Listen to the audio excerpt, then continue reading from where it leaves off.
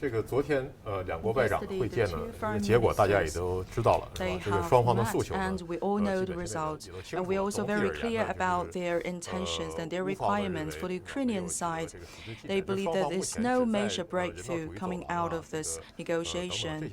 And for the establishment of humanitarian corridors, the two sides have already reached a consensus.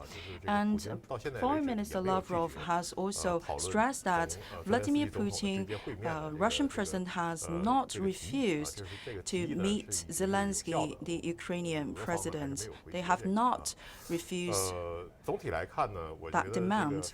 And in general, we can still find a lot of in-depth disagreements, but still there is a possibility for them to remain in contact through other channels. And in official negotiations, maybe they cannot draw a conclusion for now, but for the other channels, they may expect to see some progress. And it's also possible for us to see an early ceasefire in the short term to come. In the future, for the Donbas region in eastern part of the country and also for Crimea, we cannot solve and settle the issue only with a military operation, and you cannot solve the problem overnight. In general, I've noticed that the two parts, they have the intention to go back to the Normandy format. So maybe they can go back to the Normandy format, and with the mediation of France and Germany, they can conclude a new Minsk agreement for a new era. And another optimistic element is that they have shown their willingness to stay in contact and communicate. I think the most difficult part is how to implement the peaceful negotiation, especially for these kind of conditions. Because if, for example, first is about neutrality, that is Moscow's demand. So if Ukraine government accepted that kind of condition, that means it must have these amendments of the constitution to erase the article that Ukraine want to seek NATO membership. That must be changed.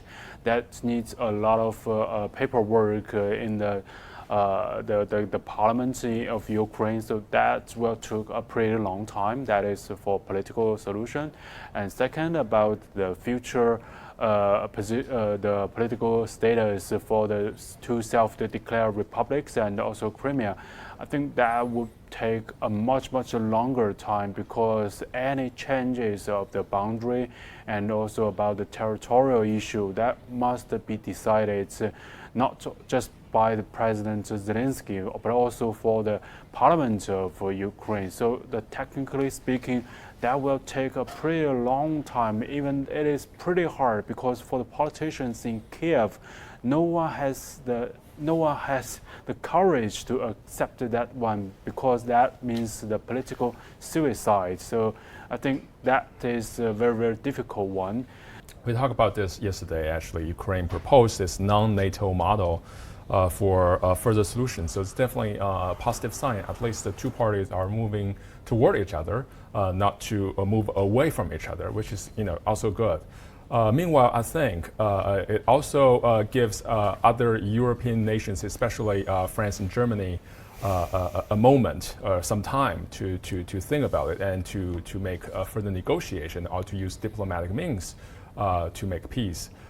Because by all means, this conflict started because of NATO expansion. So this is against some of the European nations' fundamental interests as well. So all parties must bear it in mind. So this should be solved in a peaceful way, but not use violent means.